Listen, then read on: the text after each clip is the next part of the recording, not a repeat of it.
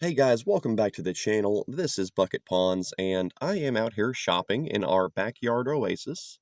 I am shopping for different materials to include in today's project.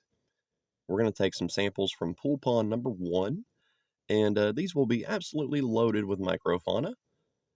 It's going to be a bit murky, but that's all natural, and I did stir up all the mulm in the bottom. So yeah, it's fine. This will work out really well. I also collected a small mimosa tree, a bit of hypnum moss, and a handful of marble chunks and all natural compost. So for this project, for Ecosphere number 4, we're going to call it the Tree-cosphere, and we're going to include a small mimosa tree. This is a 1-quart mason jar with a design on the glass, but we're just going to turn that around, and that's perfect. This will make for a very nice sealed ecosphere. And we're going to take the lid off and set it to the side. Please remember that each one of these weekly builds is an experiment. We're doing things a little bit differently with each project, and we're learning as we go. So here's our small mimosa tree. A plant like this costs about $16 to $20 if you were to buy one, but we have that very large mimosa tree that hangs over the pool pond, and it makes a lot of babies. It's always spawning more mimosa trees everywhere. So it won't hurt for us to take one and try it in this project. I'm going to include a few handfuls of organic compost on top. And we're going to build a pseudo Wallstad style jar. But we're not using any sand or gravel in this project. We're going to cap our compost in a unique and interesting way. And we're going to just shake it around a little bit. We want that slight incline that we've talked about in previous videos. But instead of sand or gravel, we're going to use moss as our cap. We're going to use a living cap here to keep our compost pinned down. And I think that this is going to work out really well. This might just be the best way for us to build sealed jar aquariums in the future. This moss will grow underwater. I have tested it plenty of times. And I grow this moss on some paving stones out there in the backyard oasis.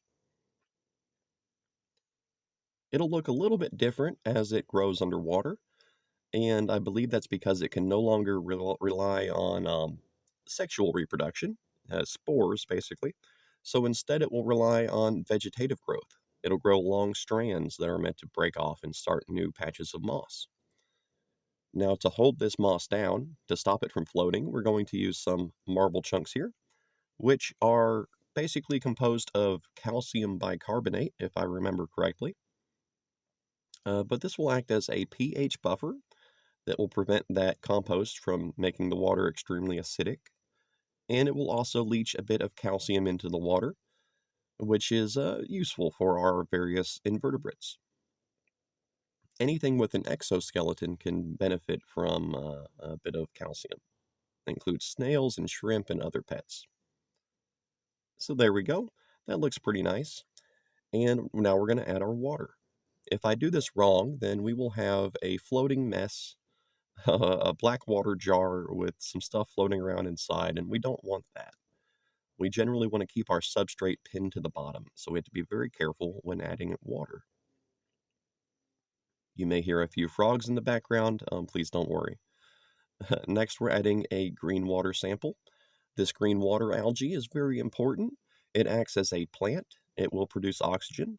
It will also act as a food source for anything that can filter feed. We're also going to include a bit of substrate from one of my oldest jar aquariums. This is basically a small amount of mud that is packed full of ostracod eggs and even some detritus worms and other pets. So here we are. The jar looks a little murky, and I haven't yet shown any close-up views of the microfauna in here, but that's because I want to seal it up first and let it sit for a few days before we really, take a look inside. Next, we're going to label the jar. And I've learned from experience that it's very important to put a date on a project like this. Otherwise, we can easily forget, is this jar a year old, 2 years old? Down the line, it becomes very important to have a label with a date. This is Ecosphere number 4. I also use the term biosphere interchangeably, and I believe they're pretty much the same. I'm just trying to rope everybody together into this hobby, into this niche. But it seems that we've captured a pretty large earthworm in here. I believe he is a terrestrial earthworm, but he might have come out of those old aquarium samples. So we'll have to wait and see if he can survive in here. And the reason I want to wait a few days before we look at the microfauna is too many people on YouTube will throw some stuff in a jar and they're like, oh, look at all the life in here. And yes, of course it's full of life. You just started the project. I could dump 1,000 detritus worms in here and take a video and pretend that it's going to be stable like that, but that's not the case. So I like to wait a few days after we seal the lid before we really look at the animals in the jar. And of course, I like to do updates as well. I want to come back to this jar in a few months, 6 months, maybe a year, and then we can really take a look at what has survived in here. And that's the ultimate goal, is to build long-lasting ecosystems in sealed jars. You may be asking yourself, why do we close the lid? Why do we do all this? And that's because this becomes like a model of life on Earth. We have an ocean, we have an atmosphere, we have life forms inside, we have plants inside, and they all work together to form a continuous system that can run for many years. Now, ultimately, I want to be able to reliably build long-term jar aquariums, and that's why we're doing all these experiments. But here we are, 3 days after setup. I wanted to wait a bit longer, but I am trying to get these out every week, so I had to go ahead and finish the video. But the jar looks a bit murky. You can see that green water sample has taken over and spread all throughout the water column, and that's great.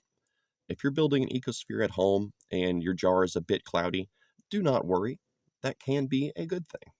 It might hinder or hamper filming a bit, but as far as your life forms go, your creatures inside, they will not mind at all. They may even prefer it this way, as that green water is essentially producing oxygen and acting as a food source for filter feeders. So here we are, 3 days after setup. We have a nice tubiflex colony that has taken over and formed at the surface, and they seem to be feeding on a few pieces of compost that they have pulled up to their colony. I think that's really cool, and they will help to keep the jar clean. They'll help to eat any little bits of material floating around. A little bit lower, we have a few wilted pieces of duckweed and a little bit of floating compost. But the some of our creatures are taking advantage of this. You can see those little black specks there in the middle. Those are arachnid water mites. And this particular species, they seem to enjoy feeding on plants. So they are a staple of our bucket ponds creature collection, and I'm happy to see them in here. A little bit to the side here, we have a nice planarian. Planaria is the plural, planarian is the singular form of this of their name. But this is basically a flatworm, and planaria are very cool. You can actually cut him into little pieces, and he will grow into, several different planaria flatworms. They are deadly to small shrimp and even small fish, possibly. So I don't like seeing them in my aquarium so much. They also eat snail eggs, which is horrible to me. But in a sealed jar like this without any snails, they are completely harmless, and I'm curious to see how they develop in here. Will it reproduce? We don't know. Looking elsewhere, lower in the jar, we have a nice view of the moss and a few copepods as they swim by. I do have to wipe the dust off the jar here, so forgive me. But this moss will grow in a different way underwater in the near future. It will grow long strings, and it will actually fill most of the water column with these long strings that are a bit like a forest once it gets established. So I think it's really cool. But this is the terrestrial form of this moss, and you can think of it a bit like Java moss. Java moss can grow on dry land or underwater in different ways.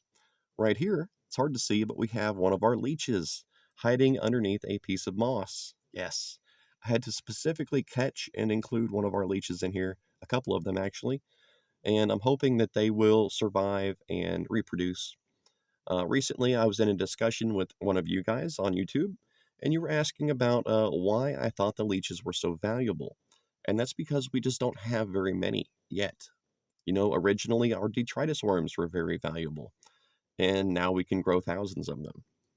And that's the same thing with our ostrich cods and our copepods and our other pets. So I'm hoping to bring the leeches into a place where we can live culture them reliably. But here's our jar. Our small tree looks like it may have failed, and that's upsetting, but that's okay. We do have plenty of moss and duckweed in here, and that little plant can always, respawn. It can come back. It's not completely dead yet, and you'll be surprised what happens in your sealed jars over time. Some plants will go extinct. They will fail. Other plants will thrive. But essentially, anything you include in here that's not outright poisonous, even if it fails, it can become a food source for your creatures, and it can stimulate a long term successful ecosphere. So here's our windowsill. It is dark now, but we have episode 2, 3, and episode 1. Episode 3 still has that flower inside, which is pretty cool. But you'll see in this jar that I raised the water level a bit, and I'm curious how that may affect the project. We're going to put Ecosphere number 4 there in the background, and yeah, we're going to call this one done. Here's my detritus worms from another project. I just like to end the video with these guys. They're iconic for our channel. But thank you for watching. This is Bucket Ponds. This is Ecosphere number 4, the Tree-cosphere. Let's hope that our little tree respawns and does eventually come back to us. If not, that's okay. Every jar is a chance to learn and to grow ourselves. So please like, subscribe, and share. I hope that you enjoyed the build video. Please check out the videos that are appearing on the screen right now, and drop a comment, guys. Let me know when you're ready for an update for one of these jars. I appreciate your input. Thank you.